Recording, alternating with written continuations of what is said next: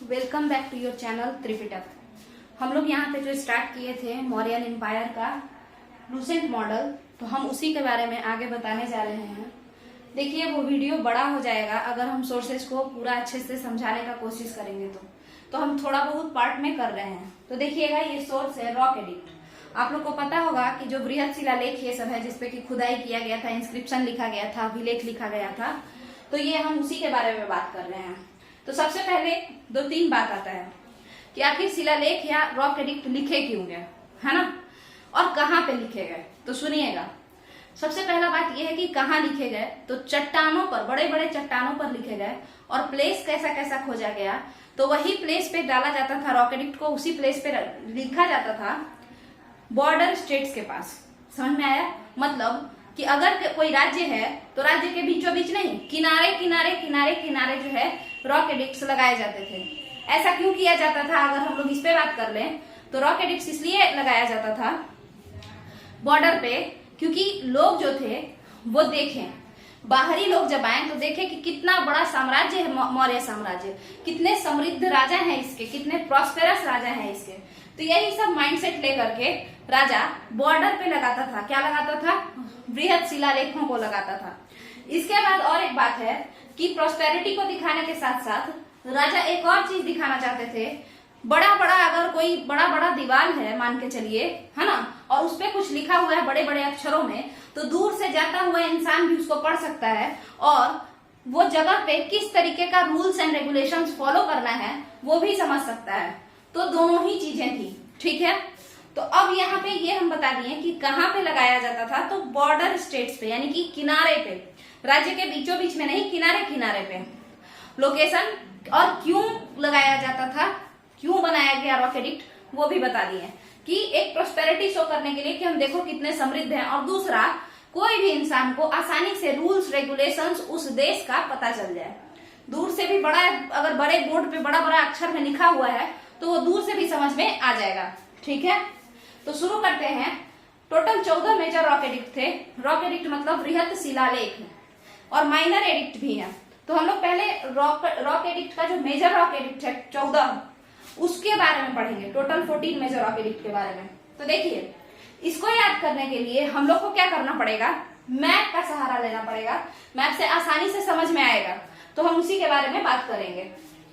यहाँ पे हम देखते हैं कि ये जो लोकेशन है ये इंडिया है, ठीक है। ये कोस्टल रीजन, तटीय क्षेत्र है भारत का, ठीक है। तो हम यहाँ से पढ़ते हैं।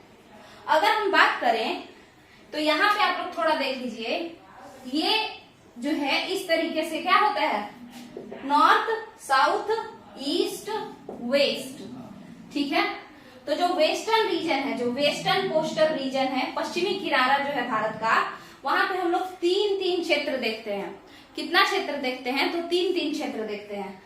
पहला, गुजरात में जो है एक, गुजरात क्या है, भारत का राज्य, गुजरात में गिरनार अभिलेख, ठीक है, गिरनार रॉक एडिक्ट यहाँ पे एक है। उसके बाद महाराष्ट्र में एक एडिक्ट है जो कि सोपारा, महाराष्ट्र के सोपारा में, ठीक है। इसके अलावा कर्नाटका के सन्नती में। तो ये टोटल 3 रॉक एडिक्ट्स हैं। टोटल कितने रॉक एडिक्ट्स हैं? 3 जगहों पे हैं। 3 जगहों पे रॉक एडिक्ट्स है। हम आपको बता दें कि टोटल 14 शिलालेख हैं, 14 मेजर रॉक एडिक्ट हैं, बट ये टोटल 10 स्थानों पे ही पाए गए हैं। समझ में आया? हो सकता है कहीं किसी एक ही स्थान पर 2-3 रखा हुआ हो। समझ में आ गया? तो चलते हैं। तो एक तो गिरनार, उसके बाद सोपारा, उसके बाद सन्नती। गिरनार कहाँ है? गुजरात में। सोपारा कहाँ है? महाराष्ट्र में। सन्नती कर्नाटक में। अब वही बात करेंगे हम लोग पूर्वी तटीय क्षेत्र का, कि ईस्टर्न कोस्टल रीजन में मौर्य साम्राज्य का कौन कौन सा रॉक एडिक्ट था। तो उसके बारे में अगर हम बात करें तो यहाँ देखिए, एक उड़ीसा में है 2 ठो, और 2 ठो है आपका आंध्र प्रदेश में, ठीक है। सॉरी, 2 ठो उड़ीसा में है और 2 ठो आंध्र प्रदेश में है। तो जो उड़ीसा वाला है वो एक धौली नाम के स्थान पे है और एक जोगाड़ा नाम के स्थान पे है। सिमिलरली आंध्र प्रदेश में एक मस्की नाम के स्थान पे है, एक येरागुडी नाम के स्थान पे है, ठीक है। तो इसको हम लोग क्या कहेंगे कि Maski rock edict, Yerragudi rock edict, इसी तरीके से धौली, जोगाड़ा, ये सब, ठीक है। अब यहाँ तक का जब क्लियर हो गया तो ये कितने हो गए? 3 इधर, 4 इधर, 7 हो गए। ठीक है। इसके अलावा और भी कुछ कुछ है जिसके बारे में हम लोग पढ़ते हैं। एक आपका नॉर्थ इंडिया में कलसी, कलसी मेजर रॉक एडिक्ट है, बृहद शिलालेख है नॉर्थ इंडिया में, देहरादून में, ठीक है, उत्तराखंड के देहरादून में है कलसी। तो ये टोटल रॉक एडिक्ट्स हैं जो कि भारत में है, जिन्हें कहा लिखा गया है, भारत, जो प्रेजेंट डे इंडिया है उसमें, वर्तमान भारत में। क्योंकि अगर बात करें मौर्यन साम्राज्य की तो हम आपको बताए होंगे कि चंद्रगुप्त मौर्य दहेज में अफगानिस्तान और पाकिस्तान का भी कुछ हिस्सा ले आए थे। तो उस जमाने में जो भारत था या जो मौर्य साम्राज्य था वो प्रेजेंट डे भारत से काफी बड़ा था, ठीक है। तो प्रेजेंट डे भारत में कुल इतने ही हैं, इतने जगहों पे वृहत शिलालेख या आप कह सकते हैं कि मेजर रॉक एडिक्ट पाया गया है। इसके अलावा अगर हम लोग बात करते हैं कि और कहां कहां ये पाया गया है तो थोड़ा सा देखते हैं। इसके अलावा कालसी देहरादून हो गया। अब हम लोग पाकिस्तान की तरफ चलेंगे। हाँ, एक बात और, ये जितना भी हम नाम लिए जो प्रेजेंट डे इंडिया में जितने भी एडिक्ट्स हैं, मेजर रॉक एडिक्ट्स, बृहद शिलालेख, ये सारे के सारे प्राकृत भाषा में लिखे हुए हैं। भाषा बोली जाती है, लिखा जो जाता है वो लिपि होती है, जैसे समझते हैं। देखिए, मान के चलिए कि हमको जो हम बोल रहे हैं, जैसे हमको बोले हम, तो ये एक तो हम इसको इस तरीके से लिख सकते हैं, और ये लिपि कौन सी है? देवनागरी लिपि है। और हम एक और लिपि में इसको लिख सकते हैं, रोमन लिपि में। तो ये रोमन लिपि है। तो लिखा जो जाता है ना उसको लिपि कहते हैं, और जो भाषा है दोनों ही सेंटेंस में, चाहे ये रोमन में लिखा हो या फिर देवनागरी में लिखा हो, पढ़ेंगे हम लोग उसको या बोलेंगे हम लोग उसको हमको ही, ठीक है। तो ये जो टोटल जो बृहद शिलालेख है, जो मेजर रॉक एडिक्ट है इंडिया में जो सिचुएटेड है प्रेजेंट डे इंडिया में, वो सारा का सारा ब्राह्मी स्क्रिप्ट में लिखा गया है। लिपि कौन सी है? ब्राह्मी। और आपका भाषा कौन सा होगा? तो प्राकृत, ठीक है। आगे समझते हैं। जैसे प्राकृत भाषा कैसा होता है उसको समझ लीजिए। धर्म हिंदी में बोला जाता है ना, प्राकृत में धम्म बोला जाता है उसको, ऐसा ही, ठीक है। आगे समझते हैं आप। अब इसके बाद जो हम लोग देखेंगे वो कि इस इंडिया के बाहर भी कुछ कुछ शिलालेख लिखे गए, तो उनके बारे में बताया जाए तो उसको भी समझते हैं। तो यहाँ पे हमको मिटाना पड़ेगा थोड़ा सा, 1 मिनट रुक जाइए। इसके बाद अगर हम लोग देखें तो यहाँ पे तो इंडिया का बॉर्डर खत्म हुआ ना, तो उसके बाद यहाँ पे एक पेशावर पड़ता है। पेशावर कहाँ है? पाकिस्तान में है। तो पेशावर में है शहबाजगढ़ी, ठीक है, शहबाजगढ़ी। और हजारा डिस्ट्रिक्ट ऑफ पाकिस्तान में है ना।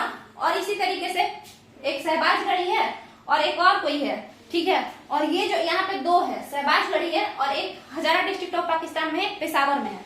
मानसहरा, एक मानसहरा है। अब ये मानसहरा कहाँ है? तो मानसहरा भी पाकिस्तान में ही है। मानसहरा एक जगह है, वहां पे एक स्तंभ रखा गया, सॉरी चट्टान पे, वहां के एक चट्टान पे कुछ लिखा गया, ठीक है। तो उस चट्टान का भी नाम पड़ गया कि ये मानसहरा वाला चट्टान है, समझ में आया? तो मानसहरा रॉक एडिक्ट। उसी तरीके से ये मानसहरा जो जगह है वो कहाँ है? हजारा जिला में है। हजारा जिला कहाँ है? पाकिस्तान में है, ठीक है। उसके अलावा एक यहाँ पे शहबाजगढ़ी, शहबाजगढ़ी जो है वो क्या है? तो शहबाजगढ़ी एक जगह है, वहां पे एक चट्टान पर कुछ लिखा गया है, और ये शहबाजगढ़ी उस चट्टान का नाम ऐसा कह दिया गया, उस वृहद शिलालेख का नाम ऐसा कह दिया गया कि ये क्या है? शहबाजगढ़ी वाला लेख है, ठीक है। और उस पे जो लिखा है तो उसी पे नाम पड़ गया शहबाजगढ़ी रॉक एडिक्ट, ठीक है। अब ये शहबाजगढ़ी कहाँ है? शहबाजगढ़ी पेशावर जिला में है। पेशावर जिला कहाँ है? पाकिस्तान में है, ठीक है। वहां पे पख्तून भाषा बोला जाता है पेशावर में, ठीक है। चलिए आगे समझते हैं। इसी तरीके से ये तो हो गया। इसके बाद हम लोग 2-3 और अभिलेख, फिर अफगानिस्तान की तरफ शिफ्ट होंगे तो पढ़ते हैं हम लोग कांधार एडिक्ट, है ना, कांधार एडिक्ट। उसके अलावा पाकिस्तान पार कीजिएगा तो फिर आएगा अफगानिस्तान, वहां पे हमको कांधार एडिक्ट देखने को मिलता है। उसके बाद एक और जो देखने को मिलता है वो कौन सा है? सारेकुना इंस्क्रिप्शन। उसके अलावा एक मिलता है लामघान इंस्क्रिप्शन, ठीक है। लामघान या पूले दारुनता उसको कहते हैं। अब आप लोग कहेंगे ये सब क्या है? तो सेम बात वही कि एक कोई जगह होगा, मान के चलिए एक कोई जगह है, उसका नाम पटना है। अब पटना में जो भी चीज है, पटना का कोई पत्थर है तो कह देंगे कि ये पटना का रॉक है, ठीक है। उसी तरीके से वो जो है लामघान है, ठीक है, लामखान एक जगह है, वहां पर एक एडिक्ट है, वहां पे एक चट्टान है जिसपे कुछ कुछ लिखा हुआ है, तो उसका नाम ही पड़ गया है लामखान एडिक्ट।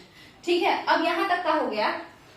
अब बात करते हैं कि जिस तरीके से इंडिया जो है, ठीक है, इंडिया जो है वहां पे किस लिपि में लिखा गया है, ये सारा इंस्क्रिप्शन ब्राह्मी लिपि में। तो बताइए कि पाकिस्तान में किस लिपि में लिखा गया है, खरोष्टी लिपि में। तो बताइए, ये दोनों ही खरोष्टी लिपि में लिखा गया है, शहबाजगढ़ी और मानसहरा। तो बताइए कि अफगानिस्तान में किस लिपि में लिखा गया है, तो बाइलिंगुअल लिपि में। बाइलिंगुअल यानी दो दो जो है लिपि में, दो दो स्क्रिप्ट्स में लिखे गए हैं, और वो स्क्रिप्ट्स क्या है, ग्रीक एरामाइक। ठीक है, मतलब उसको बोलते हैं हम लोग ग्रीक नहीं, एरामाइक, एरामाइक इंस्क्रिप्शन। एरामाइक मतलब थोड़ा अरबी और थोड़ा मेडिटेरेनियन का ये आएगा मिक्सचर, तो एरामाइक इंस्क्रिप्शन उसको कहते हैं। ठीक है, भाषा कौन सा है, ग्रीक भाषा, मगर लिपि कौन सी है, अफगानिस्तान में जो भी लिखा गया है। कहाँ पे, अफगानिस्तान के कौन कौन से शहर में, लामखान में, इसके अलावा लामखान को पूरे दारुंता भी कहते हैं, कंधार में, कंधार के अलावा, तो कंधार के अलावा एक और भी हम बताए अभी, तो उसमें, ठीक है, लामखान है, कंधार है, तीन थे। ठीक है, सारे पूना इंस्क्रिप्शन, लामखान, कंधार, सारे पूना इंस्क्रिप्शन। ठीक है, तो ये जो तीनों हैं, ये कौन से लिपि में लिखा गया है, तो ये कौन से लिपि में लिखा गया है, तो एरामाइक लिपि में। एरामाइक लिपि कैसा होता है, तो थोड़ा सा अरब का टेक्सचर आएगा और थोड़ा सा मेडिटेरेनियन, भूमध्य सागरीय साइड का टेक्सचर आएगा। भाषा कौन सी है, भाषा ग्रीक है, मतलब अगर उसको पढ़ेंगे तो ग्रीक लैंग्वेज से मैच करेगा। समझ में आया। तो इस तरीके से ये पूरा इंडिया वाला हो गया, मेजर रॉक एडिक्ट, बृहद शिलालेख। ये पाकिस्तान में जो सिचुएटेड है वो कौन से भाषा में है, कौन सी लिपि में है, ये हो गया 2 ठो, और 3 ठो इसमें है, लामखान या पुले दारुंता, कंधार और सारे पूना इंस्क्रिप्शन।